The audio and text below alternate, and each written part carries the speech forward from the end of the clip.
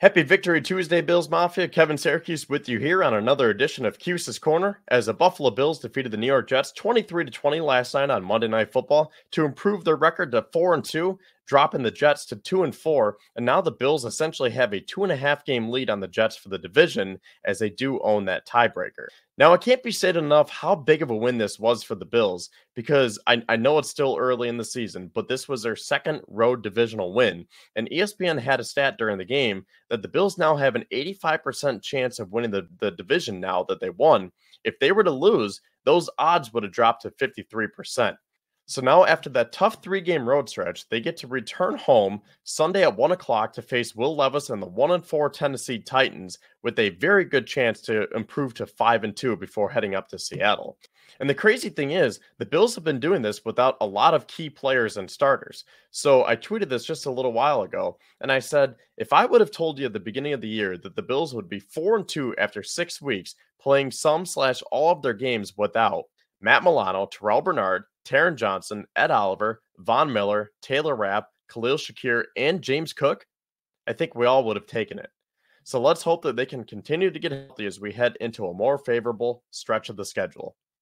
Now, I was really nervous last night, not going to lie, because I thought that all is well. You know, the Bills started out pretty shaky. That run defense, I did not like how it looked, but the Bills made some adjustments. They tightened up. And then, you had the Josh Allen rushing touchdown. Then you had the receiving touchdown with Matt Collins. Then Dawson Knox finally found the back of the end zone. So the Bills were up 20-10. I thought, right? I thought they were going to be going into the half with that 10-point lead. And then they got the ball back because they deferred the opening kick. So they had a very good opportunity to potentially go up 27-10. And then Aaron Rodgers pulls off another Hail Mary, and Sean McDermott falls apart in one of those big moments again with his defensive schemes and coverages. Now, it didn't come back to bite them, thank God. But I don't understand what the thinking was here. When you look at this graphic, and this is from NFL Next Gen Stats, so you have A.J. Epinesa, Terrell Bernard, and Greg Rousseau literally covering no one, hanging out in no man's land. The Bills only rushed 2. They dropped 6. And then Rodgers had all the time in the world to be able to find Lazard down in the end zone as he was able to come down in triple coverage again? It's like the Hail Mary all over again, man. Just bat it down. Taylor Rapp did not need to go for the interception. But I will say, Rapp was phenomenal last night. Aside from that, he had 8 tackles, 3 passes defended, and he really saved a couple of touchdowns. And one of them was on that Breece Hall touchdown run. Then he had one of those passes defended in the end zone, and his physicality was really the difference in that game. But as soon as that Hail Mary happened, I was just thinking, oh man, here we go again. I've seen this movie before, and I don't like how it ends. And then on top of it, the Bills come on at halftime. They go on a nice drive, and Tyler Bass misses a field goal. So then the Jets get the ball. The Bills force a nice stop, and then they call an egregious rough of the passer on A.J. Epinesa, and Aaron Rodgers even admitted after the game that was not rough in the passer. But that extended the drive, and then the Jets were able to get a field goal. So then it was 20-20, and just like that, it's a 0-0 ball game again. Now, speaking of egregious calls, I mean, this officiating crew was just so terrible last night that it was hard to keep track of what happened. So I'm just going to run through this play-by-play as quickly as possible, and then we'll discuss more about how the game finished. So again, coming out of halftime, the Bills went on a 7-play, 48-yard drive that took almost 4 minutes to clock. Tyler Bass missed field goal. Then Greg Zuerlein converted on the field goal. That was a 10-play, 60-yard drive that took almost 5 minutes to clock. Then the Bills were forced to punt. The Jets missed their first field goal with Greg Zuerlein. The Bills were forced to punt again. Then Zuerlein missed another field goal. And then Tyler Bass finally went down and converted, which ended up being the game-winning field goal. So props to him for coming through when it mattered. And then Aaron Rodgers threw that interception. The Bills got the ball back. 3 straight runs, right? They finally learned their lesson from what they did last week in Houston. It was not 3 straight passes. They made the Jets use their timeouts. And then Josh Allen, Sean McDermott admitted after the game that Allen drew it up in the dirt, and he kept it. It was a QB keeper, designed run to the left side, and he sealed the deal as the Bills were able to get out of New Jersey with the win. So that is how you manage the end of the game. That is not how you manage the end of the first half. But again, it didn't come back to bite the Bills, thank God. Now, I think we need to talk about Josh Allen first because he was magnificent, 19-25 for 215 yards and 2 touchdowns. And like I said, he added that 1 touchdown on the ground as well. Just a night and day difference from what we saw in Houston. And look at these stats that came out after the game. So I tweeted last night, Josh Allen set the record last night for the most total touchdowns through a player's first 7 seasons with 234, surpassing Patrick Mahomes with 11 games still left in this season. He also recorded his 21st game with 2+ passing touchdowns and 1+ rushing touchdown, only trailing Cam Newton by 1 game for the most in NFL history. And like I said, the dude just sets new records each week, and it's so much fun to watch. And those stats were courtesy of the Buffalo Bills PR department. Now, someone else who also really impressed me was rookie 4th-round pick Ray Davis, who got the start over, well, technically Ty Johnson did start the game and he was running well, but then Ray Davis came in and never looked back because James Cook was dealing with that toe injury, so he was inactive. They brought up Frank Gore from the practice squad, but I don't even think he saw a snap. Maybe he got in on special teams, but it was a Ray Davis show last night. 20 carries, 97 yards, and then he added 55 yards in the air on 3 receptions. Now, that's where I want to take this because as great of a game as it was for Ray Davis, and I like how they got Dawson Knox going, finally, right? He had that 12-yard receiving touchdown. Kincaid, we saw more from him. He led the Bills in targets and receptions, so he had 7 targets, 6 receptions, and 51 yards. I think that was one of Kincaid's better games this season, and I hope that they continue to build off of that. Same thing with Dawson Knox. So as much as I like that they got those guys involved, here's a problem that I have. So all the non-wide receivers that I just mentioned, they combined for 10 receptions, 118 yards, and a touchdown. The actual wide receivers on the Bills combined for 9 receptions, 97 yards, and a touchdown. So it worked last night, right? Great win for the Bills. They improved to 4-2, everything that we've been talking about. But I don't know if you can sustain that throughout the whole season. You know, Marquez Valdes-Scantling still did not have a target. Curtis Samuel, as much as I liked it, they got him involved a little bit more. 3 catches, 44 yards, which almost equaled his total on the season going into this game. They still haven't really been able to design anything for him down the field. Everything are these little out routes or bubble screens right around the line of scrimmage. So I need to see more from these wide receivers. Mac Hollins, he did have that 1 touchdown catch. He also dropped another one. And Mac Hollins, he's just not going to be a wide receiver 2 in this league. I mean, he's a nice piece, but he has to be that wide receiver 4 or 5. You can't line him up out wide opposite Keon Coleman and expect that he's going to be this new version of Gabe Davis. So that being said, the Jets acquired Davante Adams this morning, and here's the kicker.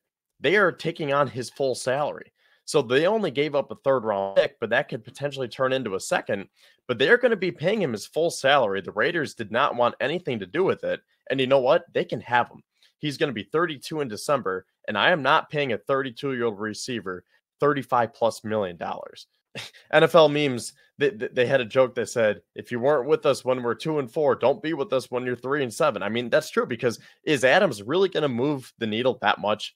Sure, he'll be a nice piece for the Jets, right? It gives Aaron Rodgers someone else to throw to. He kind of threw Mike Williams under the bus last night, saying that he ran the wrong route when Taron Johnson picked him off at the end. But I don't know, is Davante Adams going to do that much for them?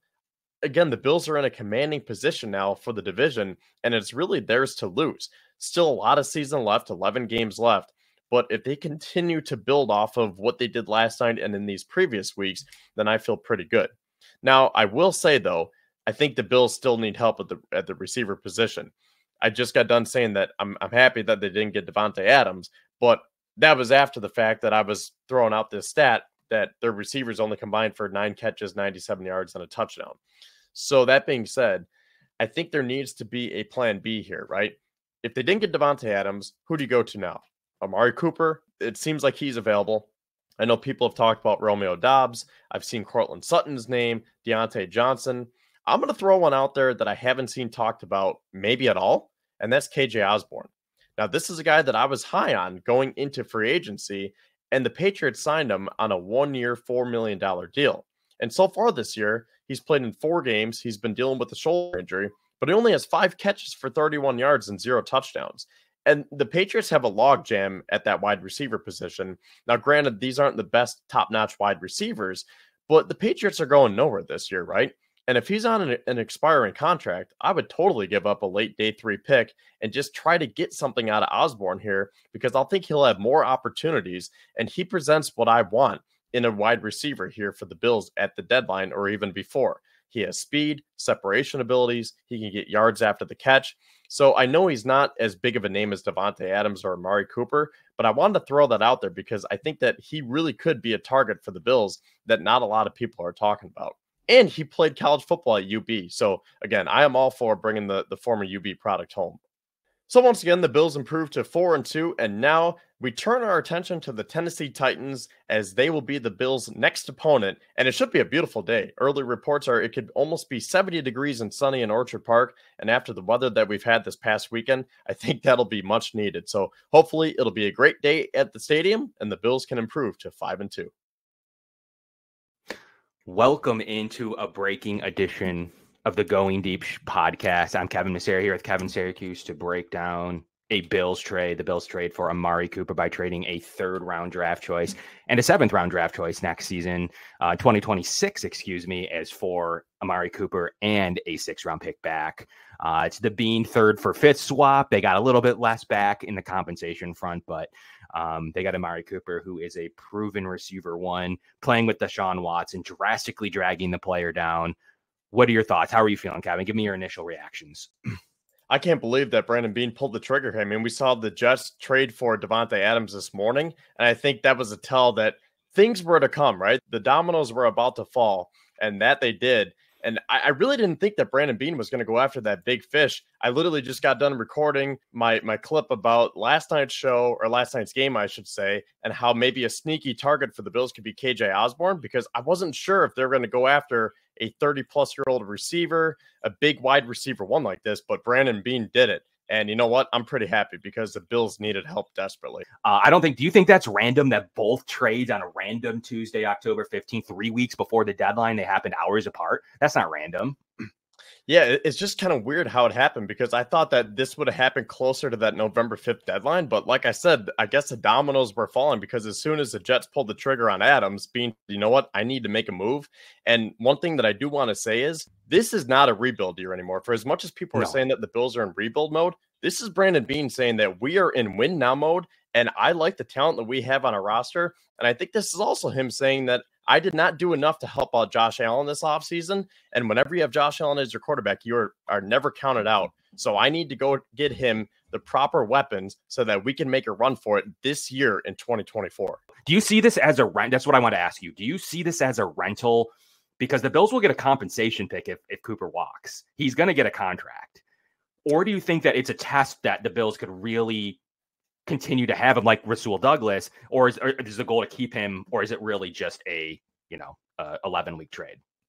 I really think this is a trade to say we need to win now and we need to make sure that Josh has enough talent around him, and then we'll assess the rest of it after the season, right? So if it goes really well, you say, oh, this worked out really well. Maybe we can sign him to a new deal. You mentioned Rasul Douglas.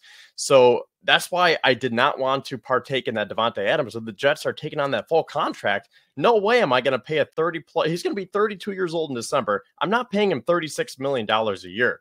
So that's why I think Cooper is younger. He's cheaper. You get through the 2024 season, you see what you have, and then come 2025, you say, okay, let's take a look at what we have on our roster and how we want to properly build moving forward. Now, I do want to say about Cooper, he has 53 targets this year, only 24 receptions, 250 yards, and 2 touchdowns. But again, when you look at the quarterback play, you go from Deshaun Watson to Josh Allen. I think all those numbers are going to go up. And the best part about this is we don't have to see Mac Hollins lining up as a starting boundary receiver anymore. I think Mac Hollins is a very nice wide receiver 4 or 5, but you can't ask him to be a starting wide receiver. So I think it's a combination of both. But something else that is very interesting about Amari Cooper, 7 seasons of 1,000 yards or more. One stat that just came out to advanced stats, Amari Cooper saw 455 uncatchable air yards in the first 6 weeks, the most among wide receivers. So his advanced statistics aren't good, but you're going to have to point to the fact that Bills saw that to be Watson's fault and not the receiver's fault. That's a ton of air yards that were uncatchable. He's received 53 targets already in 6 weeks. So it isn't a issue of him not getting the ball and him just standing there. They tried to get him the ball, right? So 53 targets in 6 weeks on a bad team, 453 air yard or 455 air yards that were uncatchable. And obviously, I think they're saying Watson's having one of the worst seasons ever, like literally ever. Like by like plenty of metrics, especially advanced metrics, but even box score metrics. He's having one of the worst statistical seasons, like Jamarcus Russell style bad. So like to the point where there's no idea why he'd still be starting, especially now that the team is trading players and is out of it. I don't know how you play him beyond maybe like another week. But do you buy that it's a Watson thing? Because some of the advanced statistics, only 1.3 points above expectation. We talk about EPI on the show sometimes. That's not great. Like 1.3 above expectation. Mac Hollins is playing better. So then it comes down to the Bills. They made the trade. They truly believe it's a Watson issue, fully and foremost. You agree, right? Yeah, and you know, who else is their offensive coordinator? Ken Dorsey, someone who I was not a fan of. And I know there are a lot of people who also did not like Ken Dorsey. So you combine Dorsey and Deshaun Watson. I mean, that is a bad combination. So thank God the Bills rescued Amari Cooper, because I think he still has some great football left ahead of him here with Josh Allen and Joe Brady. It's just a matter of, can you make sure that you can run this offense correctly and smoothly? And I think they can. Yeah, and there's some. Let's pull up just real briefly. We're gonna go for another few minutes here. Kevin, did you have anything else you wanted to add on while I pull up some final data here? Not off the top of my head. I'll see if I can find something too, because I mean, obviously there's tons of information that's coming out right now. So we'll try to get as much as we can in the next 5 minutes or so here. Yeah, obviously we just wanted to come live for 20 minutes in the middle of the day on a random Tuesday. Still think there was something to the Adams and the Amari Cooper trades happening at the same exact time. That's very random. But ultimately, there's probably method behind that madness. Maybe the Bills were a finalist over there as of yesterday for Devontae Adams, and Vegas was just like, yo, he wants to play with Rodgers, and we're not going to eat any of that. Any of that money at all. So if you pull up some of here, let me pull up just real briefly some of, well, what's interesting too, real quickly before I pull up Cooper, 53% of the time they've been in 11 personnel. So that's 3 receivers on the field. The Bills have a very strong EPA out of that formation, which is really, really encouraging. I still think that formational switch to the 2 tight ends didn't happen. That's a large percentage of 11 personnel over 12 personnel. And I don't think that the receivers were winning enough, alluding to this trade. So that's a ton of, and we'll have to see. This data is through the 4th of October, but we'll have to see how that all turns out overall based on their formational tendencies. But right now they're running a ton of 11. That's interesting, isn't it? Yeah. And you know what? You asked if I had anything else. That reminds me, like I said, I just got done recording about last night's game, and the stat that I was talking about was the non-receivers for the Bills combined for 10 receptions, 118 yards, and a touchdown. The actual receivers on the Bills last night had nine catches for 97 yards and a touchdown. So yeah, last night was great. The Bills went to 4-2. They improved their odds of winning the AFC East. But is that sustainable? And that's why I was saying, I think you need to go add to this room, because you can't just keep rolling with these guys and hoping that you're going to get Marquez Valdes-Scantling to just outburst one of these weeks, right? Or Curtis Samuel. It just seems like we have a large enough sample size to know that it wasn't working and Brandon Beane had to do something, and that he did. There you have it. And then the 0.57 EPA out of 11 personnel, the Bills may feel like that's the best personnel. And another stat to come out of yesterday, which was interesting, Kevin, the Bills actually dominated to a 17% domination rate yesterday. So although the Hail Mary made it feel different, and we'll talk about this on our show tomorrow, a few other plays made that game really close. Based on the data, the Bills actually had one of the best performances. They should have won by a lot more. So it isn't just a lucky win. It is actually would have been another super unlucky loss. The Bills actually played really good defensively, especially after the first quarter. Once again, only allowing 3 points and a Hail Mary after the first quarter. I was going to say that Hail Mary was, I mean, it almost was a turning point in the game. I was thinking, oh man, here we go again. I've seen this movie before. Next thing you know, it's 20-20. And thank God the Bills were able to pull it out, because that seriously could have been the momentum changer where the Jets went on a roll and the Bills could have collapsed. So very good job by the Bills to pull that one out. And now they have Amari Cooper to help them through. I mean, this is more of a favorable stretch too. I guess the final thing I'll say is the Bills have done this without many key players and starters, right? I don't need to go through the whole list because there's so many, but the whole middle of their defense for starters, right? Yeah. Now you add Amari Cooper to that, you get more of a favorable part of your schedule. You have the 1-4 Titans coming to town this week, and I'm liking this season even more now.